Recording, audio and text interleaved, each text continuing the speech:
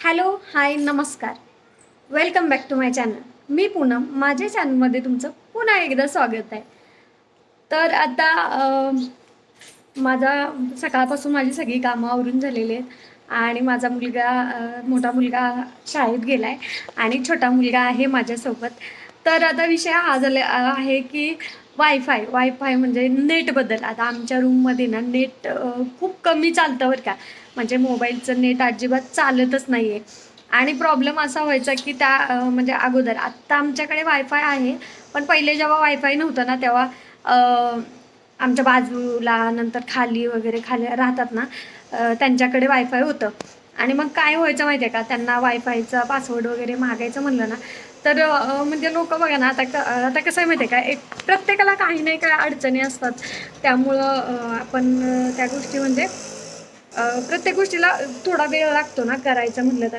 आणि मग माझं पण तसंच झालेलं की नेटचा प्रॉब्लेम मला खूप येत होता आणि व्हिडिओ वगैरे काढायचे, अपलोड करायचे म्हटलं तर स्पेशली अपलोड करायचे म्हटलं तर मला खूप अडचणी यायची बरं का.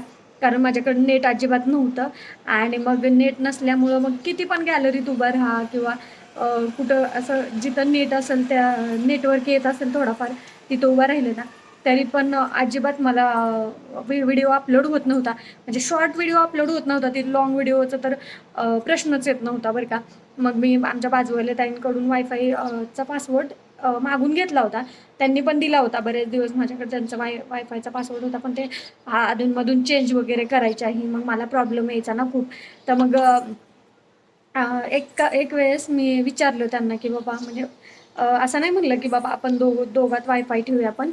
मी बोलले, की तुम्ही वायफायला रिचार्ज किती मारता वगैरे असं विचारलं ना, तर त्यांनी मला सांगितलं, की आम्ही 2,500 महिन्याला रिचार्ज मारतो म्हणून. माझं असं चाललेलं, की हां 450-500 असलं तर मग आपण निम्मे पैसे द्यायचे आणि ते निम्मे भरतील. मग दोघांना पण वापरता येईल ना वायफाय न बसवता, असा माझा विचार होता. पण त्यांना रिचार्ज विचारला तर त्या बोलल्या 2,000-2,500 आम्ही महिन्याला रिचार्ज भरतो वायफायचा. मग मी तिथून पुढं मग त्यांना काय बोललेच नाही. आणि मग खरंच पण मला एक गोष्ट असं वाटते, की प्रत्येकाला गरज पडते बरं का कशाची नाही कशाची. आणि माझं म्हणणं होतं, की बाबांनो आपण दोघांमध्ये ठेवूया ना वायफाय.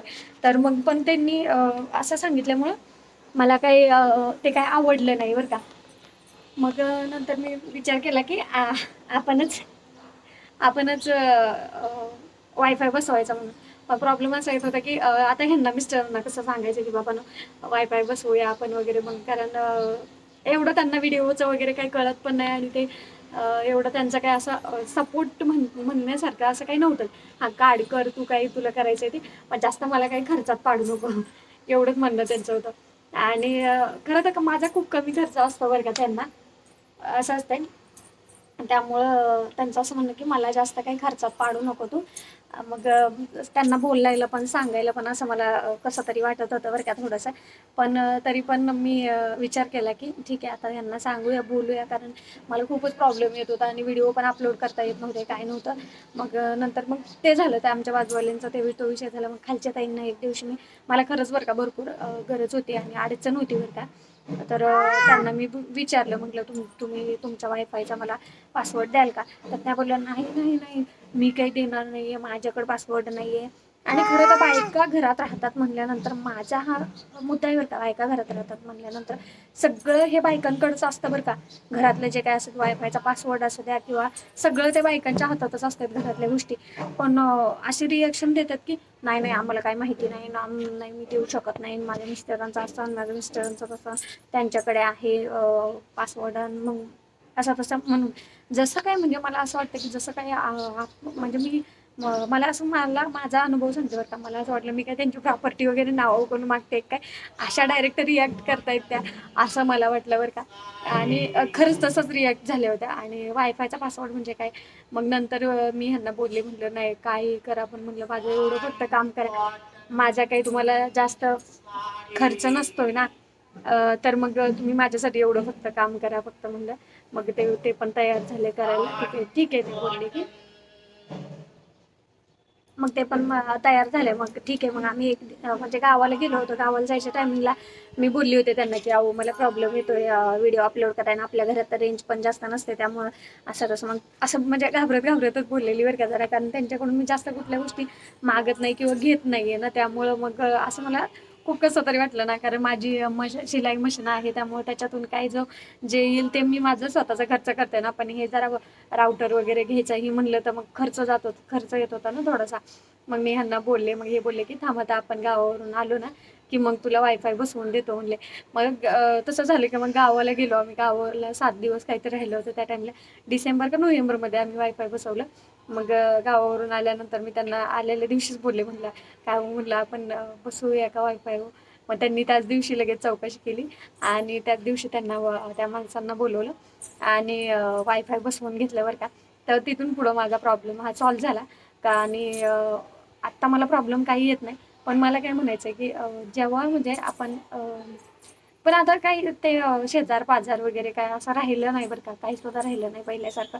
पहिलं इतकं फ्रीली आणि इतकं मस्त होतं, म्हणजे आत्ता बऱ्याच ठिकाणी अशा गोष्टी घडतात बरं का, जातात की शेजारी पाजारीचं कोणाला काही घेणं देणं नसतं किंवा काही पडलेलं नसतंय असं असतं. पण अजून काही ठिकाणी चांगले आहेत बरं लोक, पण काही ठिकाणी असं आहे की आपलं आपलं फक्त बरं. आणि मग मला ते वायफायचं इतकं वाटलं ना की मला असं वाटलं की वायफायचा पासवर्ड एखाद्याला मागणं म्हणजे एखाद्याची प्रॉपर्टी नावावर करून घेणं असं. ओ काय भाजीवाली का, नाही भाजी नाही घ्यायची बाळा आपल्याला, नाही घ्यायची भाजी आपल्याला, ये चल बघतो तू बघत. तर मग असं वाटलं बरं का मला. आणि तुम्हाला काय वाटतं ह्याच्यावरती, तुमच्या बरोबर काय अनुभव आला असेल तर तरी पण नक्की शेअर करा आणि मला कमेंटमध्ये नक्की सांगा बरं का. त्या अंगणवाडीच्या मॅडम आल्या होत्या आता, त्यामुळे थोडासा व्हिडिओ स्टॉप करावा लागला. आणि चला असं झालं होतं बरं का. तुमचाही काय वायफायच्या बद्दल जर अनुभव असेल तर नक्की शेअर करा.